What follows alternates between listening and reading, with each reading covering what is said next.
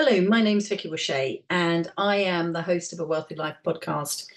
And in this episode, you're going to be sharing time with me alone. And while it might seem like I'm talking about holidays again, oh God, doesn't she ever shut up? There's a reason for this. There's a reason why I take holidays. And I've been doing this, goodness, maybe since about 2010. And what I used to do is book a space in my diary that was a holiday from work, a break from work, a time to think, a time to do whatever it was I wanted, which might be go in the garden, it might be see friends, but it might also be to sit in the office and think and be creative. And so somehow a holiday has been morphed into a word for rest, for recuperation, obviously, for fun, yes, but also to quieten all the busy thinking and allow other thoughts to come through. And so frequently when I'm on holiday, I become uber creative, often just on the flight out, sometimes on the flight back, sometimes while I'm out there. You'll find me record podcasts while I'm away. Sometimes I specifically go away in order to record podcasts, because this day-to-day life can get in the way of our creativity. And in the next couple of episodes where I have guests, you're going to hear about how important creativity is. So where is creativity in your life? Where is planning and how you plan? Where is the gratitude and how do you make decisions? And that is really what the metaphor of a holiday is all about. So I hope you enjoy, and I look forward to speaking to you again maybe next week. Take very good care for now, and over to me speaking about holidays. Hello and welcome. Yes, it's holiday time again. I'm going to be speaking about holidays, and I'm not sorry for that, because in all honesty, that is everything that a wealthy life means for me. For me, having a wealthy life is having the time to do what you want, to do what you love with those that matter to you most. So that's the whole point. And actually travel and going to other countries and learning about how they do things and seeing a different perspective on stuff. And then, of course, in just enjoying this wonderful planet is really, for me, what life is about. So really no apologies there. What I want to talk to you about this time is the whole makeup of a holiday and how that is a metaphor for life and a metaphor for business. So let's just start right at the beginning. When you're going to book a holiday, how do you go about it? Do you just take advice from a friend, a relative, someone down the pub who says that they went somewhere or traveled with a certain company or stayed in a certain hotel and they enjoyed it, and so you think, I'll do that? So do you copy? Do you follow? Or do you stride out into some research? Maybe you get an essence of what you might want to do and you start Googling and then you come up with things. So that's pretty much like we did at the Maldives. We knew that we'd been before, we'd been on resort islands before, and also live aboard scuba diving boats. And we wanted to do something a bit different this time. So I asked the question of Google, how do you go to the Maldives on lone islands? How can you stay on a local island? And all of a sudden someone's done it before. It's very rare that you come up with an idea that nobody else has come up with. People have been to the poles and people are going to the moon. So, good luck on finding something that Google doesn't have an answer for. And from that discovered blogs, and from that discovered islands, and from that discovered ways to travel. And that's what we did. So have a think for a minute. Which way do you lie? Do you follow, or do you do research? In a sense, the research is, do you get informed knowledge? So let's make that the two opposing. Do you just follow people, or do you take the time to get informed understanding and knowledge about something? Now let's take that back and apply that to your life and apply that to business, or work life rather than business specifically. So have you done everything that you've always been told, that your parents told you, that school told you, university told you, that quite frankly society tells you, which is, and I know I'm not going to do the whole hobby horse thing again, but it's, go to university, spend all that money, get a degree in the hope that you'll get a job. Are you following that line, or have you realized that that may not be relevant for what it is that you want to do? Remember, it is relevant for some people, but it might not be relevant for you. And the only way to know that is for you to check it out, for you to do some research. Fine. So what about life in general? Life in general, are you just poodling along, going from job to job? Or are you creating a wealthy life plan? Have you decided that actually I want more than this? I want different to this. How am I going to achieve that in my life? And actually, the formula that I use is, if you know what it is that you want to achieve, you can roughly work out what the costs involved are of getting that.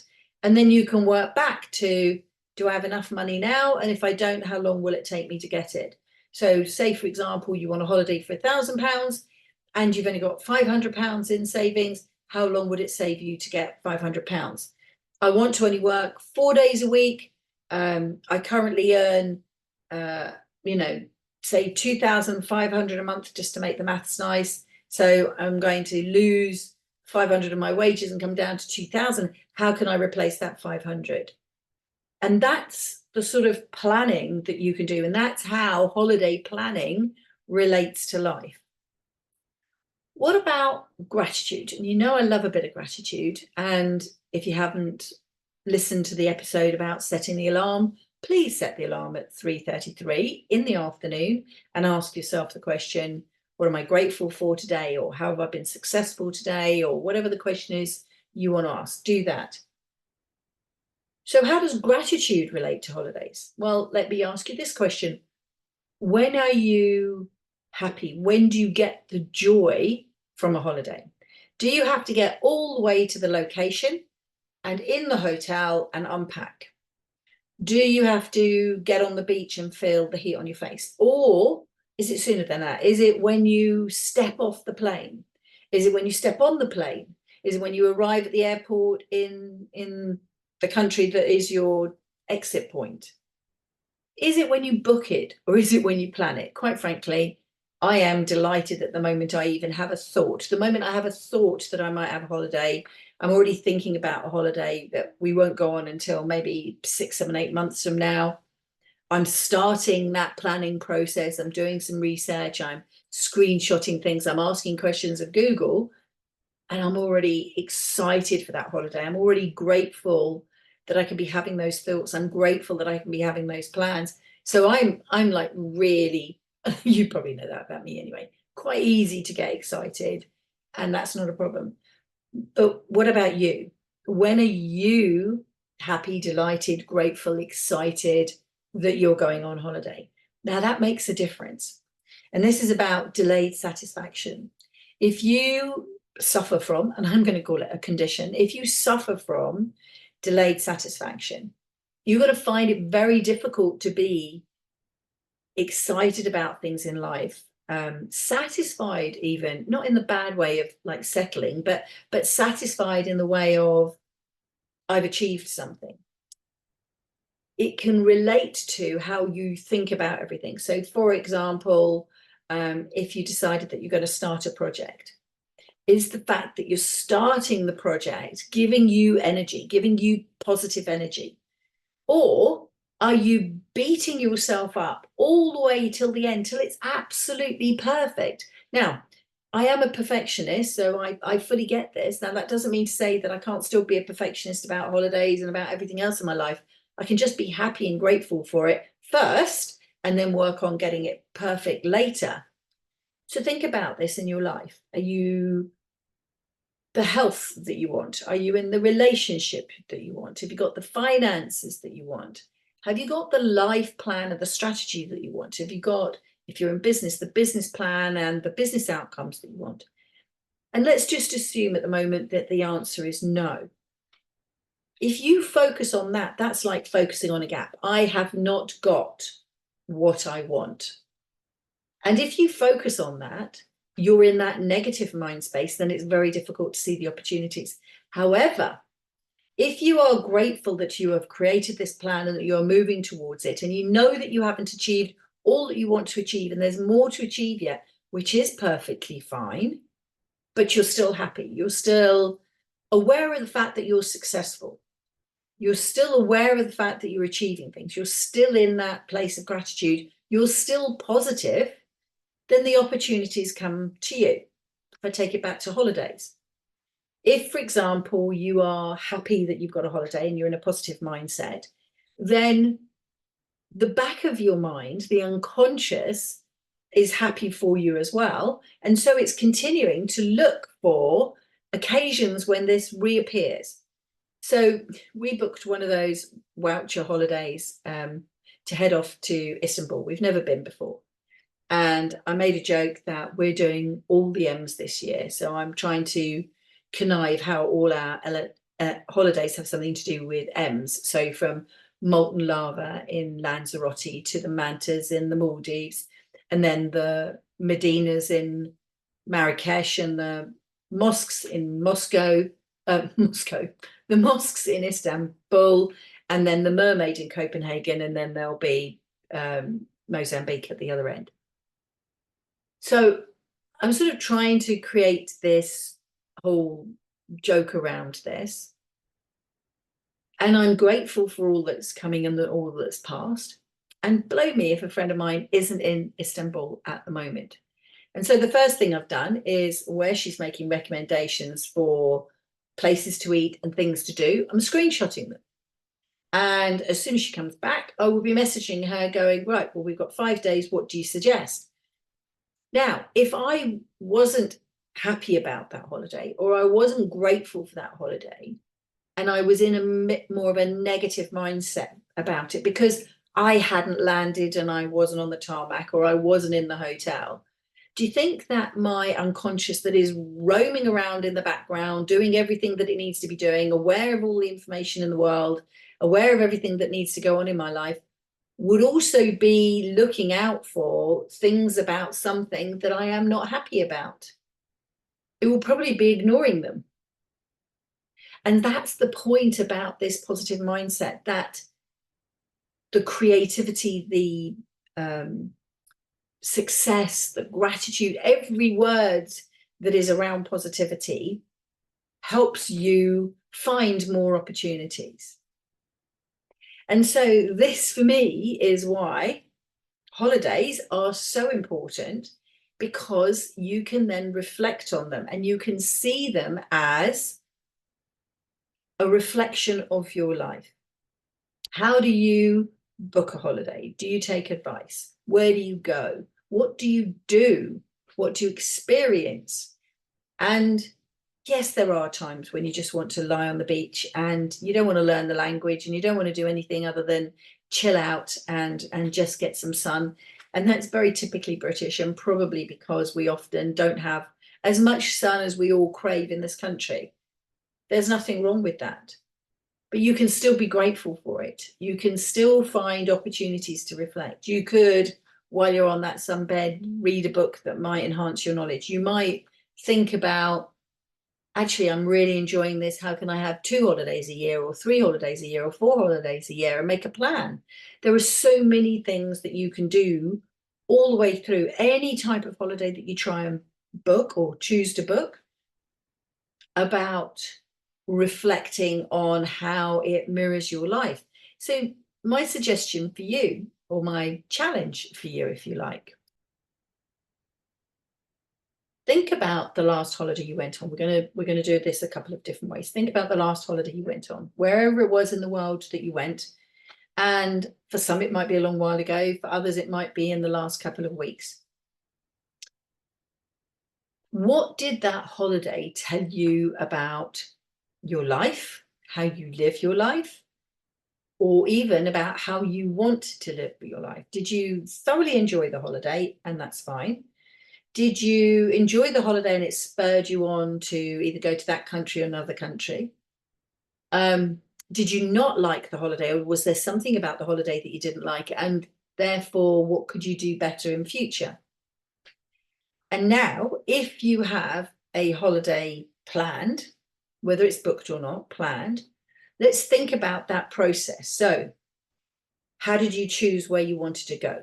Did you do some research? Could you still do some research? Have you actually booked it? Have you costed it? Are you paying for it before you leave? We pay for all our holidays before we go on them. They're all prepaid, not in the sense of they're all inclusives, but all of the money is there. Everything is paid up front. It's not on credit cards, even though it's on a credit card to start in order to get the points, because I do the whole American Express thing. And if you want to know about that, send me a message, and I might even put the link in the bottom for you. We collect points by using American Express to get Avios points, which enables us to upgrade or book free holidays or get companion vouchers. So we book on the credit card and we get our points. But as soon as that card comes in, it is 100% cleared straight away. So by the time we go away, there is money in the account ready to pay for food, because we pile that all onto a Chase card. Effectively, it's the way we pay for things. It's like an international credit card that you can use that doesn't charge as much money. All the money is there before we leave. Now, do you book and plan your holiday, pay for it on a credit card, and then work out how to pay back later? And do you clear it in full when that credit card is due? What is that telling you about your financial life? Is that saying to you, maybe don't book holidays? Is that saying to you, miss a holiday so that you can get ahead of yourselves? Because the thing is, if you're not clearing that credit card, chances are you're paying 20% more on the holiday. I always feel that maybe a bit in December, but certainly in January, when the holiday companies start plugging away, this is their moment when they are trying to separate you from your cash. And you know how I feel about that. They are making you offers for holidays. And yes, it's great. It might be a slightly cheaper holiday, but is it? Is it? Could you do it better yourself? When I actually started to look at the Maldives, for example, and you Google it, we could have gone for somewhere in the region of 7 to 10 days. I think it was probably with Virgin Holidays to the Maldives, 7 to 10 days to a all-inclusive, one island resort hotel where we wouldn't have met any locals. We struggled to meet the locals, in all honesty. We did meet a few, but that's fine. In the hotels, they tend to employ foreign labour, but so it wasn't quite what I was imagining, but that's okay. We met the locals in other places on the island. You won't meet locals if you go to a resort hotel.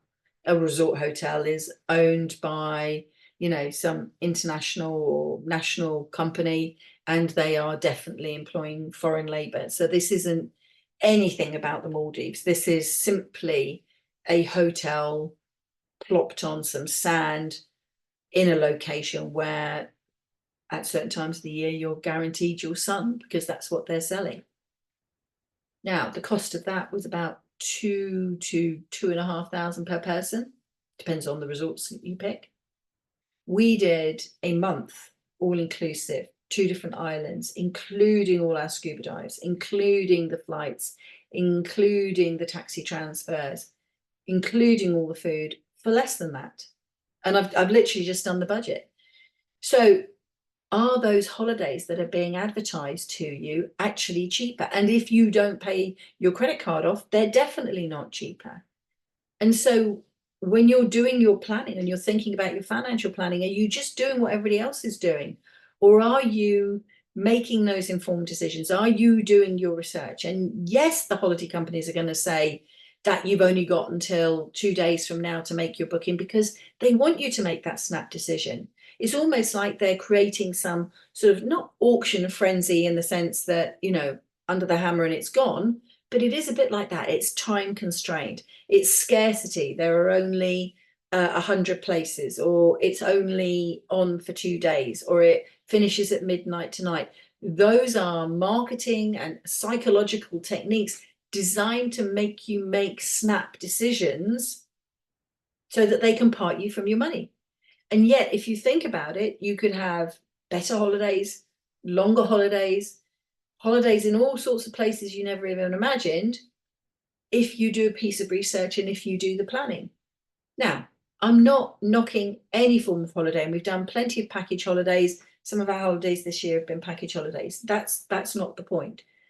The point is about being conscious. So using the holiday as a metaphor, consciously thinking about your planning process in a holiday helps you consciously think about how you plan the rest of your life, your finances, your health, your relationship, and let's be honest, your retirement. At what point do you want this retirement? Are you going to wait for 66, 67, 68, 69, 70, whenever the government gives you permission?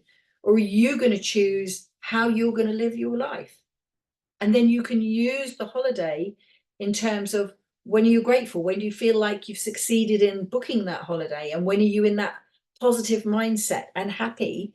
And let's be honest, that could carry you forward for 6 months if you book your holidays far enough in advance. If you do it, and that mindset, how does that apply in your life? Are you hard on yourself? Are you never satisfied until things are perfect? Or are you joyful and satisfied that you've started the process?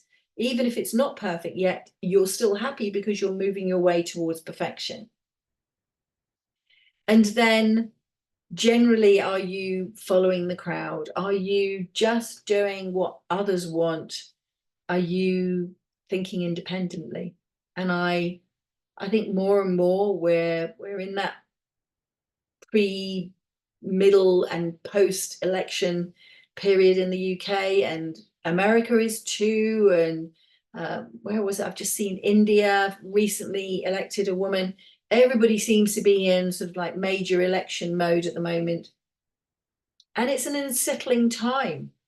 You don't know who's going to be theoretically in control, because I feel like it's the civil services, no matter who's sitting on the front, whatever colour flag is flying, it's the civil service running things in the background. But they theoretically have control because they make laws, because they shape and direct the ship, if you like. But if that's not going the way that you want, what can you do about it? And some of the things that you can do are the point of this metaphor. You can be aware of your finances. Are you planning in advance, or are you buying now because somebody wants your money and then you can't clear the credit card and it costs you more than if you didn't book it at all at a later stage? Think about your finances. Think about your mindset. When are you grateful? When are you happy? When are you in that positive mindset so that you can see opportunities as they come forward? How do you plan? Do you listen to somebody else, or do you make your own decisions, do your own research, consciously think about what it is you want in your life, in your holidays, in your finances, and then set about making that a reality? And of course, you know by now that if you need help with this, if you want to have a conversation with this, quite frankly, about holidays as well, if you want to speak about the Maldives or scuba diving, that's also perfectly okay. But if you want to speak about anything, if I can help you with anything, please book a call, get in touch. If it's about holidays, let me know, obviously, so that I am prepared for you wanting to speak about holidays and I can have my head in that right space. But, don't sit there, well, in either of two ways, struggling because you don't know how to start, you don't know where to start, or frustrated, or just not taking action. Reach out. I think I don't know how you feel about the metaphors, but when I come across one of these stories and I go, oh, that's what it's about, it absolutely reminds me of the Celestine prophecy. So I read this book, maybe 2008, so a long time ago now. It's the Celestine prophecy by James Redfield. And the book is the story of a man speaking to sort of a mentor, and he goes through a series of lessons. And really the ultimate, not to spoil it for you, but the ultimate lesson is, as we know, ultimately opportunity is all around us, all around all of us. And our ability to see it is to do with how our mind works, how our mind filters the information into us. And there is so much information, even worse these days because of social media. But there is so much information out there. Our minds have to act as a filter, or we would go insane.